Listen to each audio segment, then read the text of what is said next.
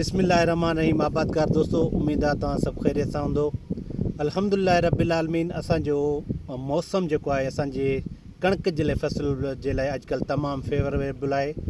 अलाह पाक खां दुआ आहे त इहो मौसम असांखे इंशा ताला मार्च ताईं साथ ॾींदो।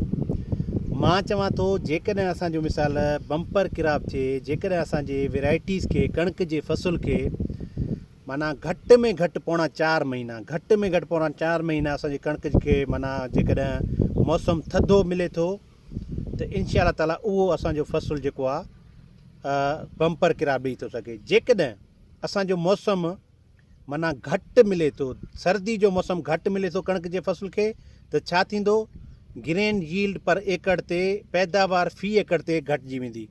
छाकाणि त कॾहिं कॾहिं ईअं थी वेंदो आहे या मौसमियाती तब्दीली जे करे, क्लाइमेट चेंज जे करे छा पियो थिए जो असांजो सर्दी जो जेको दौरानियो आहे उहो घटिजी वियो आहे। ठीकु आहे, त उन में छा थींदो आहे, जॾहिं असांजो ग्रेन फार्मेशन जो दाणे ठहण जो मौसम ईंदो आहे, सॉरी डेज़ हूंदा आहिनि, ॾींहं हूंदा आहिनि, उन्हनि में असांजो मौसम गरम थी वेंदो आहे, गर्मी अची वेंदी आहे अचानक, ऐं उन दाणो असांजो जेको आहे हेल्दी नाहे थींदो। सो उन हिसाब सां असांजो जेको आहे न त माना दाणो असांजो कमज़ोर थी वेंदो आहे।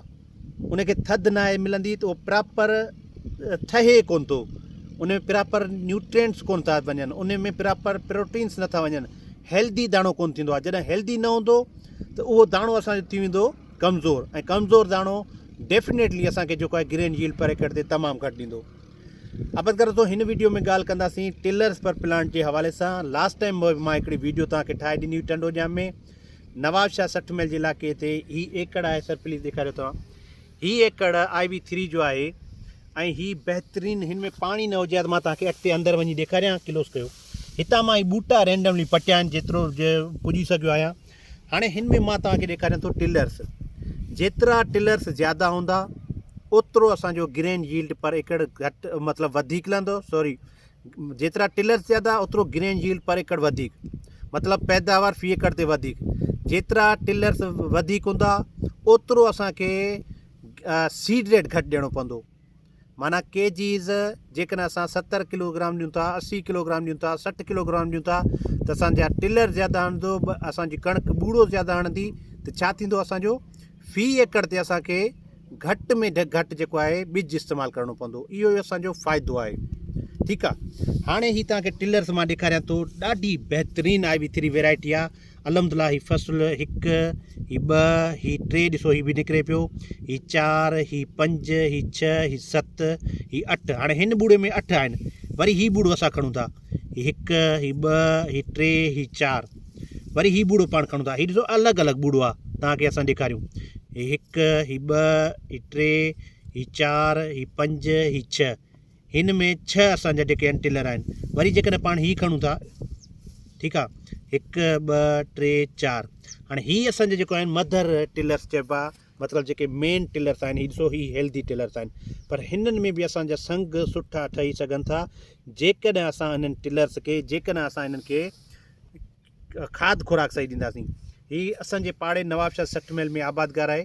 पहिरीं ॻाल्हि त उन खां मां माज़रत बि कयां थो, हिन जे फ़सुल में हुननि असांखे असांजे पाड़े जा आहिनि, विज़िट जे लाइ चवंदा आहिनि, पर टाइम हूंदो कोन्हे को। अॼु हुननि जी ग़ैर मौजूदगी में ही ॾिसां थो, ही IV3 जो ॾिसो यूनिफॉर्मिटी, ॾिसो हिकु जहिड़ा ई ॾिसो। उन खां अलावा हिन जो जेको आहे ॿूड़ो जेको लॻल आहे, या ॾिसो त तव्हांजो हिन जो फ़सुल जो भरम माशाल्लाह ॾिसो, तव्हां हिन पासे ॾेखारियो त ही सही शेड ते सही ईंदो।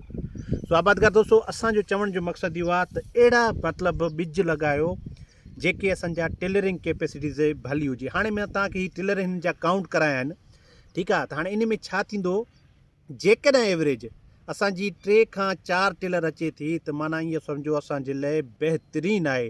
कंहिंमें 6 टिलर, कंहिंमें 7 टिलर, कंहिंमें 8 टिलर, कंहिंमें 5 टिलर, कंहिंमें 3 टिलर, ठीकु आहे। पर जेकॾहिं असां एवरेज 4 टिलर फ़ी मतिलबु प्लांट कयूं त इहो आहे हिकिड़ी ज़बरदस्त टिलरिंग कैपेसिटी थी वेंदी। ठीकु आहे, उन में असांखे जेको आहे हिन वैराइटी जे लाइ मां एतिरो चवंदुसि, हिन में पोटेंशियल जेको आहे 80 मणनि ताईं आहे। ही रेज़िस्टेंट वैराइटी आहे। हाणे हिन जा डेज़ बि काउंट कयूं पिया था, हिन जी टेलरिंग ते बि हिन जो जेको आहे सीड रेट बि असां 55 खां 60 किलोग्राम रिकमेंडेशन कई आहे। ठीकु आहे, IV3 मां सम्झां थो सिंध जी आबाद करण जे लाइ हिकिड़ो वॾो तोहफ़ो आहे ऐं जंहिं बि महिनत करे लॻायो आहे जेका बि जिन्स लॻाई आहे अलाह कंदो उन मां पैदावार खणंदो मौसम बि साथ ॾिए ऐं महिनत तमामु ज़रूरी आहे। तव्हां सभिनी जी वॾी महिरबानी। साथ सलामत सिंध सलामत पाकिस्तान पाइंदाबाद।